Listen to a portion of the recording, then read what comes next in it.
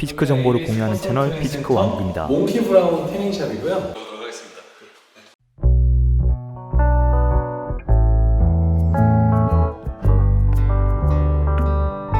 그 당시에도 사실 보시는 분들이 지금도 막 말이 많아요. 뭐 무슨 어디가 진짜다, 뭐 누구 선수가 좋다. 사실 선수들 실제로 앞에서 보기 전까지는 함부로 판단 못해요. 왜냐면 이탈리아 때 올림피아 헤드 저지들이 전부 다 왔었거든요. 회장과 회장 아들과 회장의 손자 있어요. 거기서 모든 헤드 저지들과 만나가지고 같은 체육관에서 운동하면서 대화를 되게 길게 했어요. 그리고 그 중에서 제일 대회 때 저는 이제 이 저지만 쫓아다니게 됐는데 팀 가드너라고 해가지고 일본계 하와이안이 있어요. 그 부부가 헤드 저지로 움직이면서 한국에도 많이 오거든요. 그분한테 저번에 물어봤었어요. 도대체 피지크 기준이 뭐냐, 비키니랑. 이거 매번 바뀌는데 트렌드도 바뀌고. 그랬더니 기본적으로 저희가 아는 부분들은 얘기해주고 뭐 태퍼, 뭐 컨디셔닝 뭐 다 얘기해주고는 가장 마지막에 중요한 거는 이건 주관적인 경기다. 어쩔 수 없다. 그리고 옆에 누구 서느냐가 중요한데 그렇기 때문에 그날 가장 좋은 사람을 준다라고 해요. 이거 되게 중요하거든요. 특히 비키니도 그렇고. 피지크도 프로들 보면 프로전 보면 다 좋아요. 근데 그날 분명 얘가 더 잘하는 애인데 생뚱맞은 애가 1등 될 때 꽤 많잖아요. 그날 걔가 좋았던 거예요. 제가 이번에 대회 때 오버롤전에서 2등 한 것도 심사위원은 끝나고 피드백 줄 때 너 오늘 컨디셔닝 별로였어 라고 얘기를 했거든요. 이미 좋은 애들끼리, 체형 좋은 애들끼리 붙여놨기 때문에 뭐 더 크고 작고는 있겠지만 그날 좋은 지금 얘기 어떻게 흘러갔지?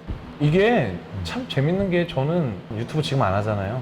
사실 제 되게 초창기 때 많이 한 것들이 많거든요. 근데 저는 그런 SNS라든가 이런 오프라인 말고 온라인에서 하는 저를 잘 모르는 사람들과 만나는 것에 대해서 사실 좀 염증을 좀 느끼는 편이에요. 직접 만나뵈고 얘기하는 지금 이 순간은 되게 즐겁거든요. 근데 이제 인터넷이나 뭐 댓글들 저를 잘 알지 못해요. 사실 그 사람들도 만나서 얘기하면 또 틀려요. 그런 것들에 있어서 왜 내가 스트레스를 받아야 되나 해서 전 이번에 SNS도 안 하고 대회 준비했거든요. 뭐 그런 것들. 네. 어떻게 말해야 되지? 저희 직업이 우습게 비치는 게 제일 사실 싫거든요. 요즘에 누구나 할 수 있고 트레이너들 뭐 다 건들건들하고 다들 뭐 그런 친구들 아니야? 직원들은 꼭 물어보는 그거예요. 당신은 트레이너입니까? 아니면 운동선수인데 돈이 필요해서 트레이너라는 부업을 하고 싶은 겁니까? 라고 물어보면은 예전에랑 달리 요즘에는 쉽게 저는 트레이너입니다 가 안 나와요. 저 대회도 좀 뛰고 싶고 여기가 대회 뛰기도 좋고 대표님이 대회도 뭐 이렇게 하셨으니까 저 좀 도와주실 수 있을 것 같아가지고 이런 얘기를 하면은 저는 그 친구랑 일 안 해요. 아까 트레이너 친구들도 봤겠지만 몸 좋고 이런 거보다는 오히려 인성 서비스 마인드가 있는 친구들도 좋아하거든요. 근데 요즘 사실 좀 많이 좀 변질된 거 같아서 좀 걱정이 돼요. 지금 요즘은 사실은 퍼스널 트레이닝 그 범주가 크거든요. 퍼스널 트레이닝을 하고 있는 게 아니라 키네올로지가 아니라 보디빌딩 코칭, 보디빌딩 인스트럭팅을 하고 있는 거죠. 사실 그게 좀 속상해요. 물론 이 보디빌딩이랑 스포츠를 가르친다라는 부분에서는 되게 중요한 부분이지만 사실 실선에서 만나는 사람들은 몸짱과는 거리가 멀고 당장 내 뱃살이 문제, 내 건강이 문제, 당뇨병이 문제, 가장으로서의 힘이 없고 엄마로서 갱년기, 스트레스, 여성으로서의 좀 자존심, 뭐 67세 삶을 살아보진 않았지만 그 67세를 트레이닝을 경험해봤기 때문에 이 사람을 가르칠 수 있어야 되는 것도 트레이닝이거든요.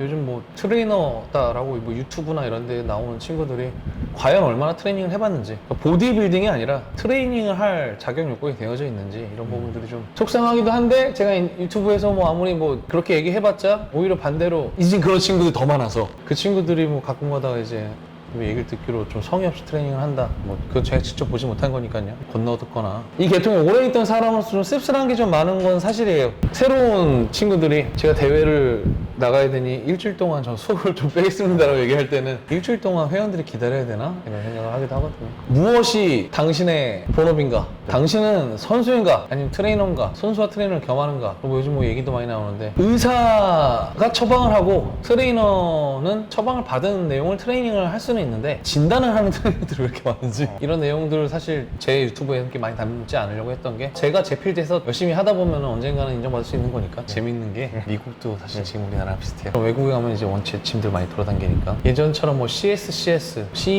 이제 임상이나 재활 이제 이런 친구들이 인정받는 분위기였던 때보다는 지금도 그쪽도 이제 뭐 어디 IFB 프로 얘네들이 뭐 이렇게 막 하고 재밌는 게 미국 가서 만약에 덤벨 드롭 시켜봐요. 거기는 트레이너 뛰어와요. 영상 같은 데나 이제 그런 소수의 특별한 짐에서 촬영하니까 막 이렇게 막 하는 거지. 그쪽 보면은 왜 그 머리 이렇게 묶고 막 이렇게 가죽 잠바에다 나시티 입은 왜 이거 할리데이비슨 타고 다니는 이제 털 찌는 친구들이 있어요. 데드리프트 한답시고 여기다 깔아놓고 막 3, 4, 5 모여가지고 막 하면은 트레이너들 막 저 새끼들 짜증난다고 안 치우고 지고 간다고 똑같거든요. 이쪽도 이제 분위기가 사실은 그러면 아무것도 운동을 모르시는 분이 강사를 찾을 때 어떤 걸 보고 가면은 좋은 선생님을 찾고 좀 도움이 될 수 있을 것 같은지. 중요한 거는 예. 전 이쪽 필드에서 오래 있다 보니까 많이 봤어요.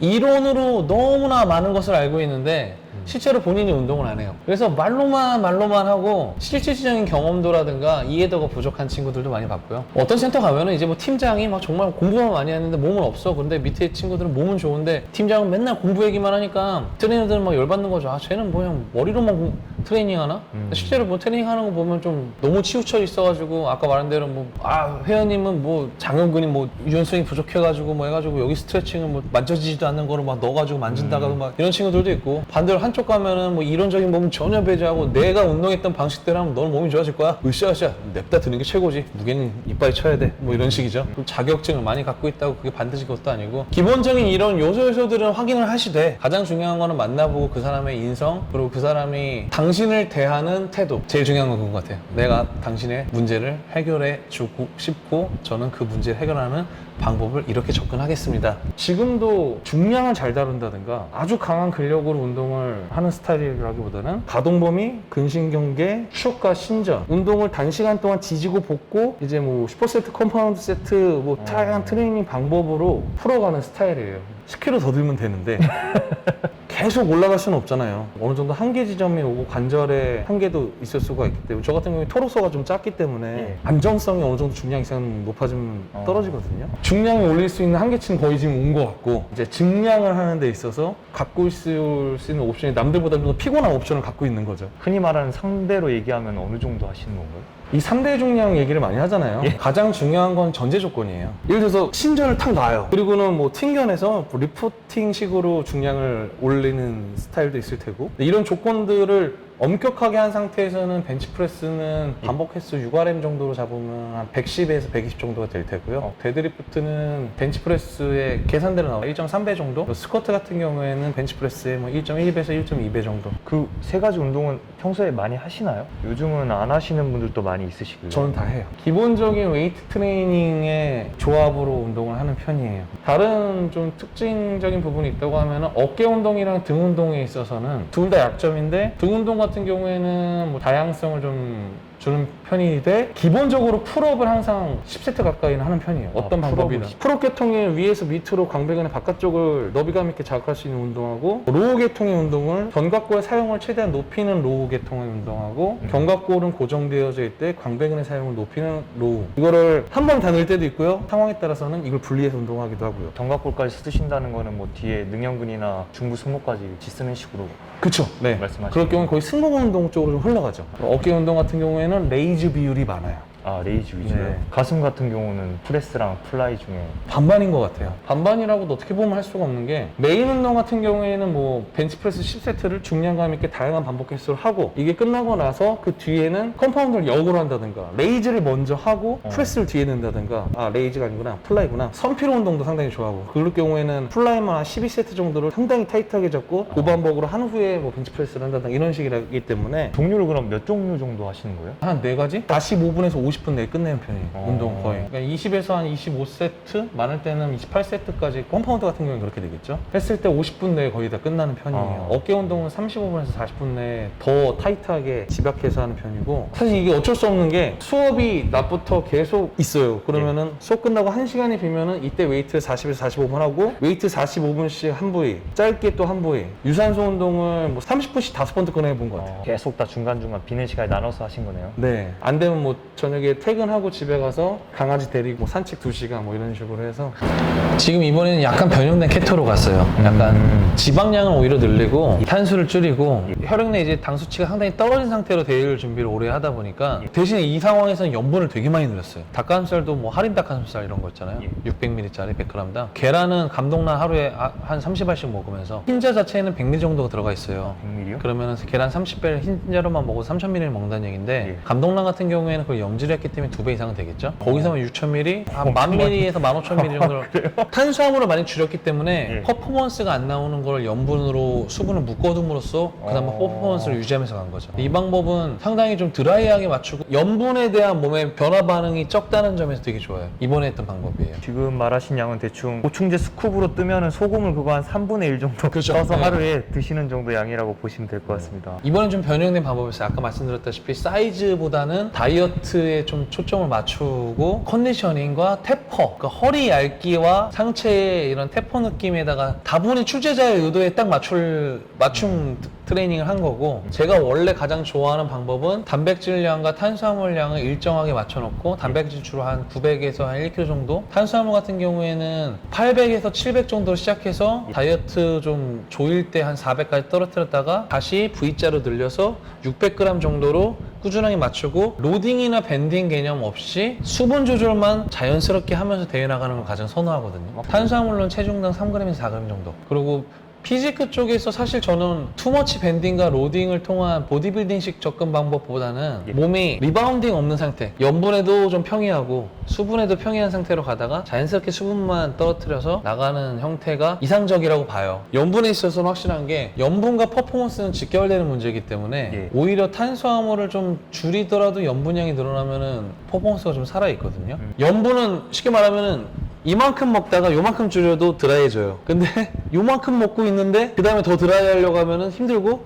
요만큼 먹다가 요만큼만 더 먹어도 부어버리거든요. 그럼 이번에는 고염분으로 해서 드시다가 시합 마지막에만 좀 줄여주신 건가요? 되게 간단해지는 게 아까 말한 대로 닭가슴살을 할인해서 원래 네, 먹던 염분 없는 닭가슴살로 걸로. 바꿔버리면 우선 거기서 한 3,4,000ml 날리고요. 감동란 먹다가 일반 계란으로 바꾸면 2분의 1 정도 날려요. 그러다 계란을 아예 날리고 단백질량을 닭가슴살로 늘려주면은 그냥 자연스럽게 염분이 조절이 쭈르륵 되는 거죠. 그걸 얼마 전쯤에 바꾸신 거예요? 약간 도박이었어요, 이번 다이어트. 약간 왜냐면 염분이 끝까지 차 있으니까 다이어트가 되는 느낌이 잘 안 느껴지더라고요. 그러다가 이제 제가 생각했던 건 마지막에 탄수화물량을 약간 늘리면서 염분을 빼야지. 정말 신기하게 마지막 일주일에 확 드라이해지면서 탄수화물이 들어가니까 오히려 더 드라이해지고 염분 빠지고, 이게 마지막 일주일에서 열흘 사이에 이루어지더라고요. 근데 이제 시쳇말로 졸이는 거죠. 안 빠지고 있는 것 같은데? 예, 근데 이제 칼로리만큼 빠지는 거고 탄수화물 양이 적기 때문에 많이 빠졌는데 티가 안 나고 있을 뿐이라고 생각을 할 수도 있는 거죠. 수분은 예전에 머슬매니아 때는 오히려 수분 조절 잘 안 했었어요. 그런데 지금 이 방법대로 할 때는 이제 수분도 되게 중요한 요건 중에 하나이기 때문에 수분량을 한 6리터에서 한 5리터에서 6리터까지 늘려놓은 상태로 가다가 정석적인 방법은 반 줄이고 반 줄이고 이런 식이잖아요. 근데 재밌는 게 안 먹다가 갑자기 6리터 드셔본 적 있으세요? 예, 있죠. 그 다음날 엄청 드라이하지 않아요? 기억이 잘 안 납니다. 아니면 오줌만 싸니까. 그러니까 갑자기 처음 들어왔을 때가 가장 드라이해 보이기도 하고요. 그러다 보니까 그 효과를 누리려면 오히려 저는 전날까지 더 늘렸어요.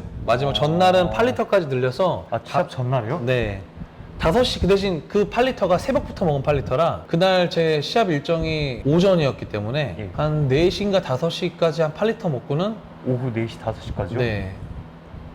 그 뒤로 그냥 끊어버린 거죠. 수분량이 늘어난 상태에서 이제 이뇨가 되게 활발하잖아요. 그 가장 활발한 피크치에 끊어버리면은 자연스럽게 수분 조절이 되거든요. 일반적으로 생각하는 수분의 항상성을 깨서 떨어뜨리는 마지막 단계에도 수분 조절이 잘 되지만, 오히려 가장 이제 눈에 띄게 하는 방법은 갑자기 물이 늘어났을 때. 어쨌든 물량은 늘려놓고 있다가 5리터 정도 먹다가 전날 8리터까지 먹고 5시부터 끊고, 대신 지금 제가 말하는 건 되게 중요한 전제 조건이 있는 게, 아까 제가 말했는데 전날까지 저는 유산소 운동을 했죠. 그 유산소 운동이 물 끓는 상태에서 들어가니까 물이 끊어지고 유산소 운동하고 활동하면서도 계속 수분이 빠져나가기 때문에 지속적인 활동을 전제로, 왜 전날 대회 하는 사람 대부분 자잖아요, 누워서. 아니야, 아예 안 움직이려고 하던 회복을 위해서. 저는 오히려 활동을 해서 수분을 더 짜내는 편이에요. 당일날도 아까 말씀드렸다시피 아침에 일찍 일어나서 천천히 걷고 움직이고 해서 계속 좀 드라이함을 더 만들고는 보도록 하겠습니다.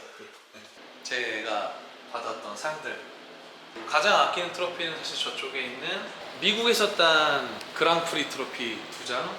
약간 묘비 같지 않아요? 얼음 만드는 제빙기도 있고, 냉동실에는 제 닭가슴살, 전원을 끈 상태긴 한데 태닝계의 명품이죠. 에르고나의 스탠드 장비.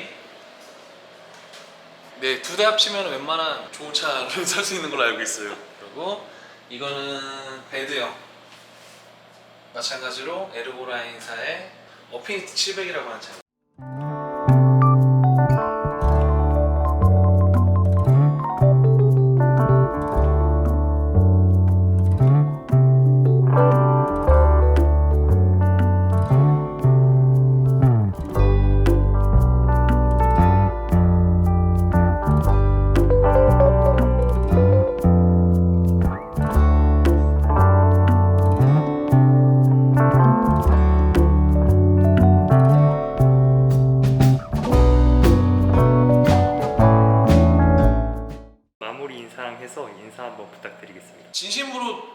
저한테 이렇게 관심 표현해 주시고 좋은 댓글들 달아주시는 분들이 계세요. 그 댓글을 볼 때마다 정말 힘이 되고 팬분들이 제가 있다고 느껴질 때가 있거든요.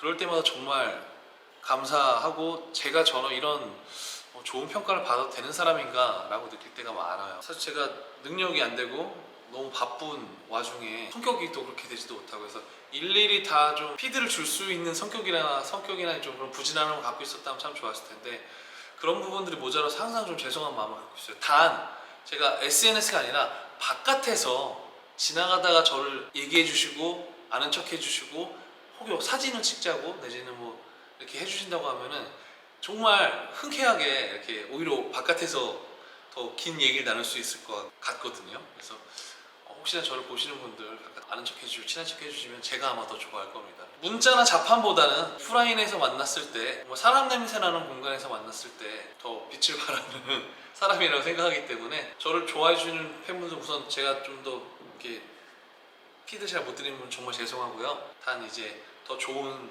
모습으로 팬으로 자청해 주시는 분들한테 정말 진심으로 감사하다고 말씀을 드리고 싶어요. 네, 이건 진심입니다. 네. 지금까지 인터뷰 해주셔서 늦은 시간까지 정말 감사드립니다. 다음에 또 기회 될 때 뵙도록 하겠습니다.